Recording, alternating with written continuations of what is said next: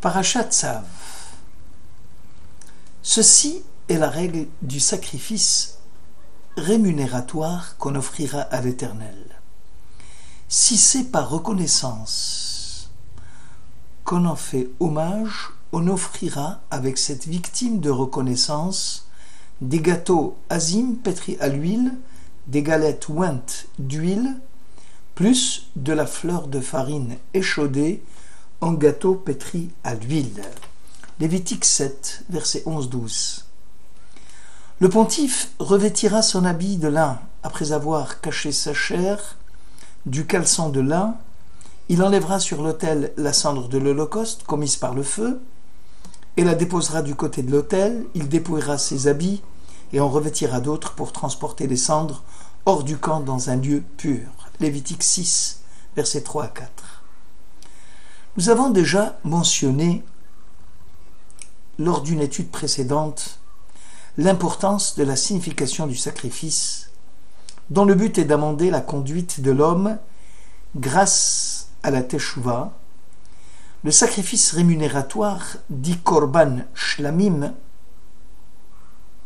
ne constitue pas une offrande en vue de racheter une faute quelconque commise, mais provient d'une reconnaissance et d'un hommage rendu à Dieu.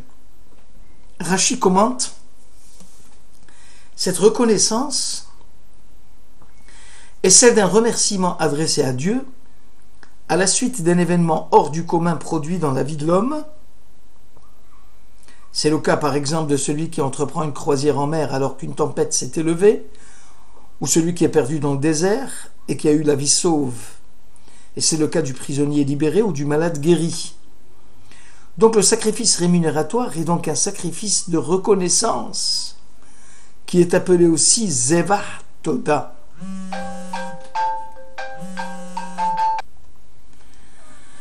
Le rabbin Samson Raphaël Hirsch écrit: le sacrifice, Shlamim, est l'expression de l'homme qui est en quête de la proximité de Dieu et qui est en voie de perfectionnement moral et spirituel. De façon générale, dans la vie moderne, l'homme perd peu à peu le sentiment profond qui doit animer la trame de sa vie. L'homme oublie souvent que la vie est un don de Dieu et qu'on ne pose pas des conditions à la vie. Souvent nous entendons « si c'est ça la vie, mieux vaut ne pas en vivre ».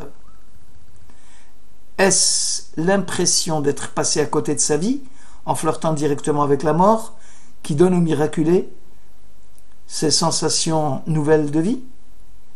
La sensation du miraculé même, si elle reste intense et effective, indique à celui-ci l'existence de quelque chose d'extérieur à lui, dans un moment insaisissable, où une excitation organique, comme la peur face à la mort, acquiert un retentissement psychique sans pour autant déjà s'imprimer sous la forme consciente de la perception.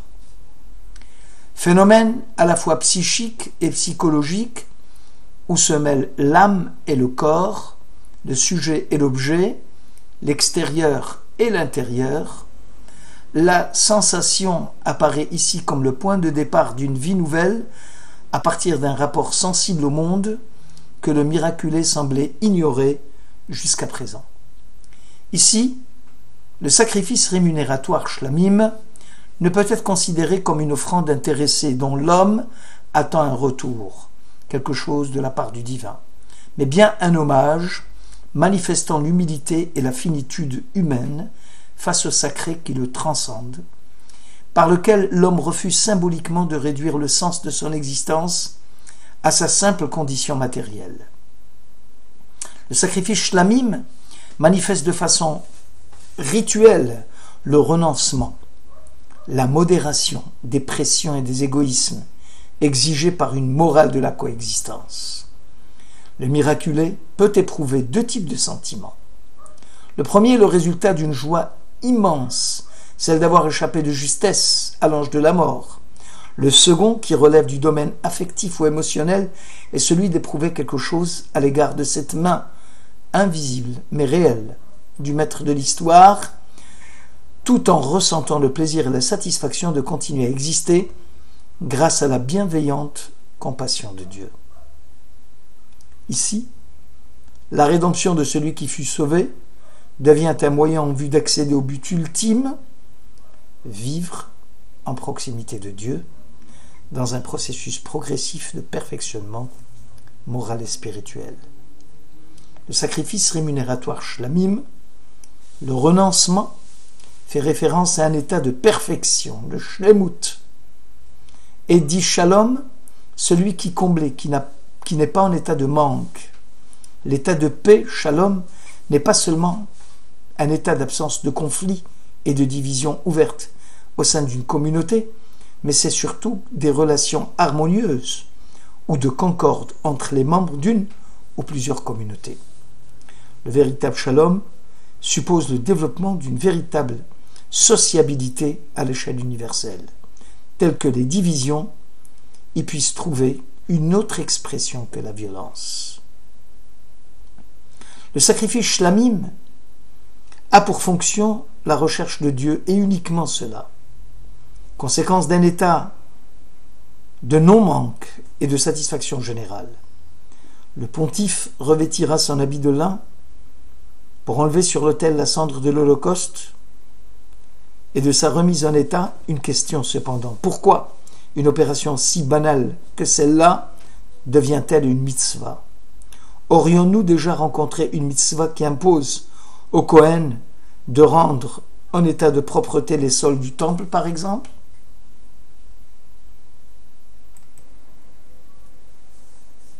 On remarquera que l'évacuation des cendres de l'autel se fait avec des habits de lin. Alors le traitement définitif des cendres en dehors du camp se fera avec des habits habituels. Selon Rabbeinu Bechaye, la mitzvah d'évacuation des cendres, ce qu'on appelle en hébreu le dishun misbeach, est très difficile. Cependant, le Saint béni soit-il exige qu'elle soit faite avec des habits soignés. La leçon est claire.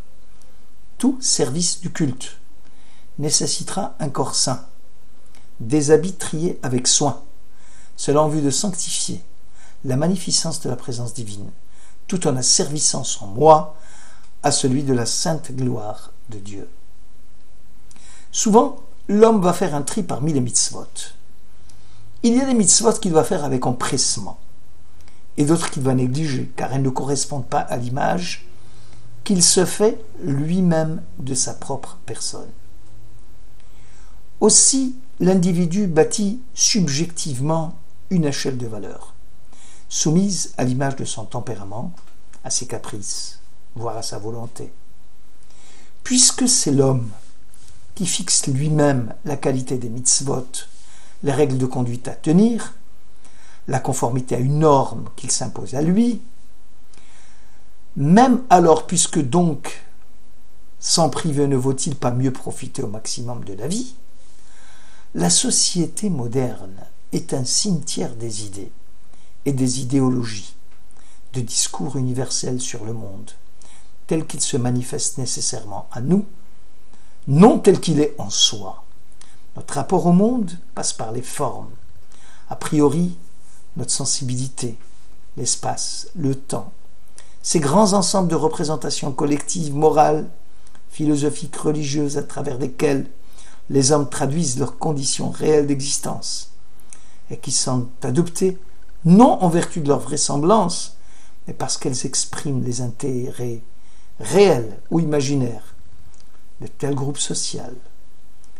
Ils sont devenus une immense tromperie. Le socialisme, le communisme et tous les ismes du siècle précédent ont été à la fois une erreur et une mystification. Combien d'êtres humains ont sacrifié leur vie à cette cause dite sacrée d'un idéal libérateur, alors qu'en réalité cet idéal devient négation de l'individu, absorbé, écrasé dans la collectivité. De prime abord, le prêtre ne peut évacuer les cendres. Cela serait indigne compte tenu du rang qu'il occupe. En tant que représentant du peuple, de sa fonction et sacrificateur en chef, peut-il dignement nettoyer l'autel? La Torah insiste pour montrer que celui qui est préoccupé par sa propre image, par le sens des honneurs que les hommes vont lui rendre, n'est pas digne d'occuper les fonctions de Kohen. Car l'aveuglement par l'apparence mensongère et illusoire, et le désir de retrouver une énergie rassurante toute puissante deviennent incompatibles avec la fonction sacerdotale qui exige humilité, effacement de soi. Il n'y a pas de hiérarchie dans les mitzvot, aucune classification n'est possible. L'observance juive se divise en deux ordres. En devoir qui appelle à la fois un accomplissement extérieur et un acte de l'âme. Et en devoir qui ne demande qu'un acte de l'âme. Ainsi donc, l'esprit et le cœur ne laissent jamais d'être engagés dans le culte de Dieu. Le rituel sacrificiel tel qu'il se pratiquait dans le temple de Jérusalem, la description des règles et des coutumes selon lesquelles se déroulait le cérémonial des sacrifices occupe toute une section de la Mishnah, la loi orale. Il est significatif de voir que les deux principaux traités de cette section commencent par une sentence sur l'attitude intérieure du prêtre et insistent sur le principe que la validité de la cérémonie dépend avant tout de ce qui se passe dans l'esprit du prêtre. Après avoir présenté tous les détails du cérémonial, le compilateur de la Mishnah reprend le principe fondamental et conclut le second traité par une sentence qui ressemble fort à une proclamation. Il revient au même d'offrir peu ou beaucoup, pourvu que l'on dirige son cœur vers le ciel. Les sages de Yabné disaient dans le traité Brachot 17a « Je suis une créature de Dieu. Mon travail est en ville. Le sien est dans les champs. Très tôt, je pars à mon travail. Très tôt, lui aussi travaille. Il n'est pas arrogant de sa vocation. Je ne le suis pas de la mienne. Tu dis peut-être, je fais de grandes choses, et lui des petites. Mais nous avons tous appris. Rien ne sert de faire peu ou beaucoup, pourvu que l'on dirige son cœur vers le ciel. Le chemin le plus sûr pour retrouver Dieu est celui de croire en l'immanence divine dans les actes. La mitzvah, c'est une voie qui mène à Dieu.